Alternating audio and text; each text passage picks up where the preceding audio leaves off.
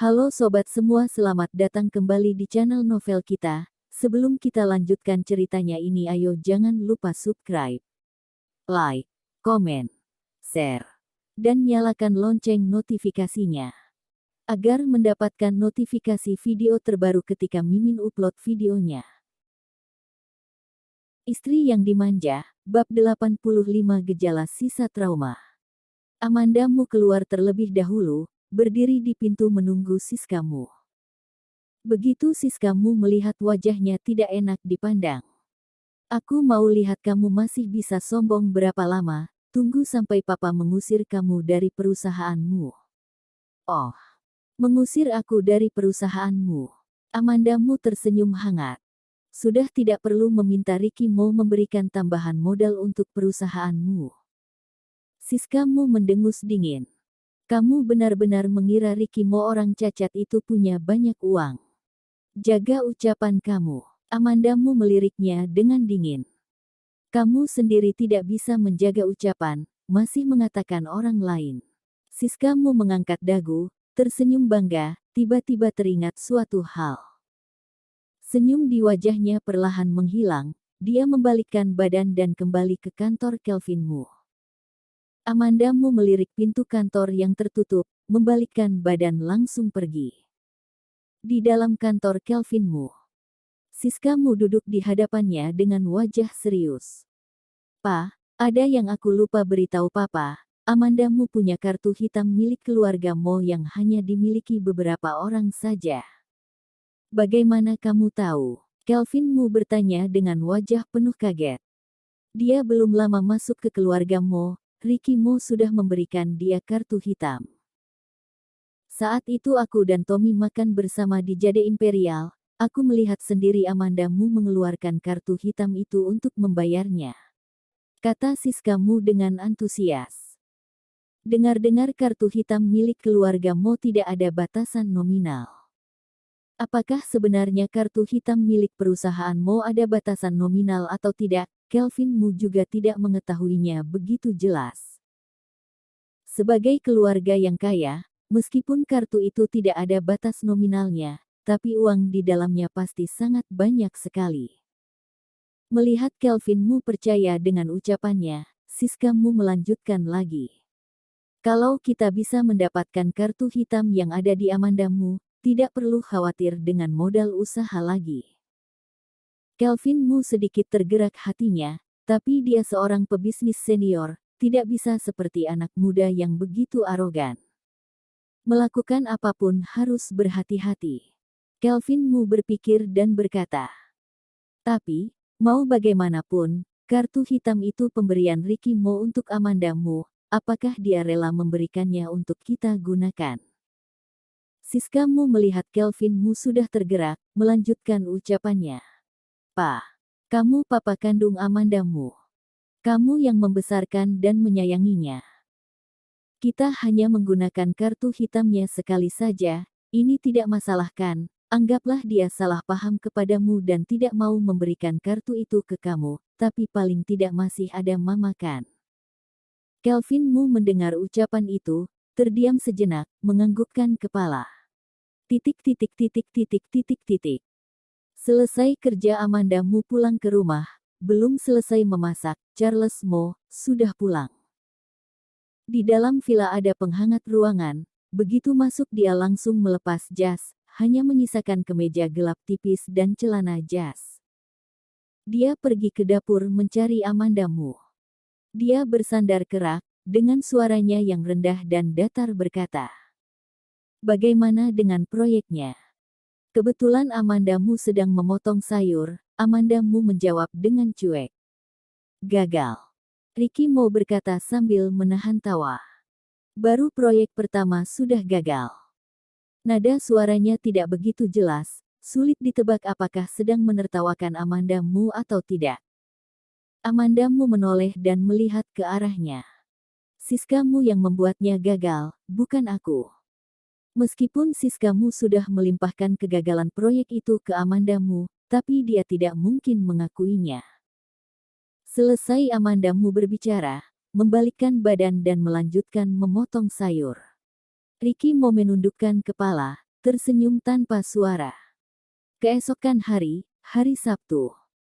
Seperti biasanya Amanda Mu bangun pagi membuatkan sarapan. Pagi-pagi sekali, Charles Mo juga sudah bangun. Begitu Amanda Mu melihat dia, langsung berkata, "Apa kakak sepupu kamu sudah bangun? Bawakan sarapan pagi ini untuk dia." "Aku tidak mau." Ricky Mo tidak berpikir lagi langsung menolaknya. "Dia ada di sini, untuk apa mengantar sarapan?" Amanda Mu memelototinya, memanggil bodyguard untuk mengantarkan sarapan ke Ricky Mo. Selesai makan Amanda Mu langsung keluar. Biasanya di akhir pekan Amanda Mu tidak keluar rumah. Ricky Mo heran kemana Amanda Mu akan pergi. Ricky Mo meminta Donnie menyetir mengikutinya. Ternyata, Amanda Mu pergi ke dokter psikoterapi. Ricky Mo duduk dalam mobil di seberang jalan, dari dalam mobil melihat ke pintu psikoterapi. Untuk apa dia pergi ke sana? Donnie teringat ucapan Amanda Mu kemarin di dalam mobil, berkata, "Mungkin karena tuan muda, nyonya ke sana. Karena dia." Ricky Mo berpikir sejenak, akhirnya mengerti apa yang sedang terjadi. Perempuan ini mengira Ricky Mo mempunyai gangguan jiwa, jadi pergi ke psikoterapi.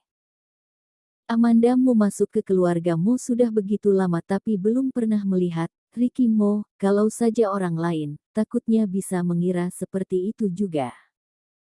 Perempuan ini melakukan itu demi Ricky Mo. Donnie melihat raut wajah tuan muda selalu berubah, mencoba berkata, "Kapan tuan muda akan jujur kepada nyonya mengenai identitas tuan?" "Kapan?" Pertanyaan ini membuat Ricky Mo terdiam. Saat ini, dari dalam pintu keluar bayangan yang sangat dikenalnya. Donnie melihat jelas orang itu Peter Si, langsung berkata, "Tuan muda, bukankah itu sepupu tuan?" Ricky Mo melihat ke arah yang ditunjuk oleh Donnie. Begitu melihat Ricky Mo langsung tahu kalau orang yang memakai baju samaran itu adalah Peter Si. Ricky Mo sangat mengenal Peter Si, dengan mudah bisa mengenalinya. Donnie belum mendapat jawaban Ricky Mo, mendengar suara pintu mobil yang dibuka. Ricky Mo sudah berjalan menuju pintu psikoterapi. Donnie segera mengikutinya dari belakang. Titik. Di ruang psikoterapi. Dokter mendengar penjelasan Amanda Mu, berkata dengan wajah serius. Gejala ini merupakan jenis gejala sisa trauma. Seharusnya ini ada hubungannya dengan pengalaman masa lalunya. Keadaan seperti ini harus didukung oleh orang terdekatnya. Amanda Mu tanpa sadar mengulanginya.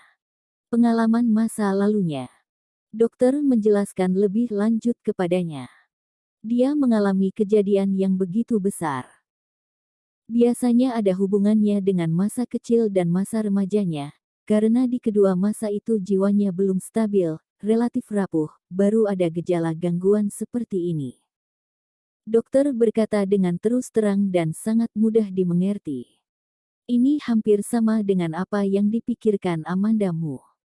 Dia tidak seluruhnya memberitahukan kepada dokter keadaan Ricky Mo yang sebenarnya. Hanya mengatakan suami yang baru dinikahinya tidak suka bertemu dengan orang lain, sehingga sulit menjalani kehidupannya.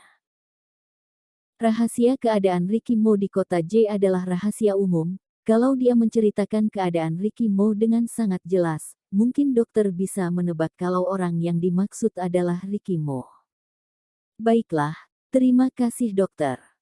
Setelah Amanda Mu berterima kasih, membalikkan badan dan pergi. Baru keluar beberapa langkah, Amanda Mu melihat dua lelaki yang berjalan ke arahnya. Dua orang lelaki tersebut berjalan ke arahnya, satu di depan satu di belakang. Lelaki yang berjalan di depan memakai baju samaran, tapi posturnya terlihat sangat familiar. Pelan-pelan mendekati, lelaki itu melepaskan kacamata, tidak peduli senyuman ataupun suara yang dikeluarkannya semua terasa hangat.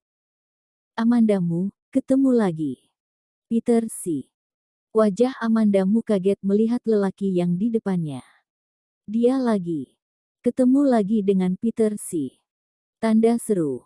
Tanda seru. Peter Si melihat ekspresi Amandamu, tersenyum lepas. Kenapa begitu kaget bertemu denganku? Amandamu menganggukkan kepala. Hanya dalam 1 bulan, aku sudah bertemu dengan kamu 3 kali. Aku rasa aku bisa membeli lotre. Bersambung.